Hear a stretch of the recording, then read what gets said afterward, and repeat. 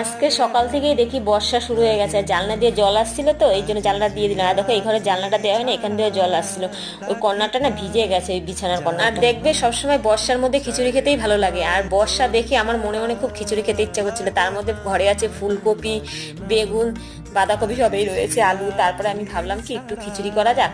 তো এর মধ্যে তোমার দাদাভাই আবার ফোন করলো যে খিচুড়ি করো আর মাংস করো। তো আর কুমড়ো নিয়ে এসেছিলো তোমার দাদাভাই, আর এই যে মাংস নিয়ে এসছে। মাংস দিয়ে খিচুড়ি খেতে তো আমার একদমই ভালো লাগে না। তোমার দাদাভাই খুব ভালো খেয়েছে মাংস দিয়ে খিচুড়ি, কিন্তু আমি একদমই খাইনি। মাংস শুধু খিচুড়ি খেয়েছি, আর ওই কালকে একটু তরকারি ছিল, পটল ভাজা ছিল, বেগুন ভাজা, সেই দিয়েই খেয়েছি। আর এদিকে মাংস রান্না করছিলাম, ছেলে এক পিস মাংস দিল, ওই যে ওখানে পোড়ালো। তারপর দেখো ছেলে আর আমি দুইজনে মিলে রান্না করছিলাম, যে তাড়াতাড়ি একটু কর, তুই একটু মশলাপাতি কেটে দে।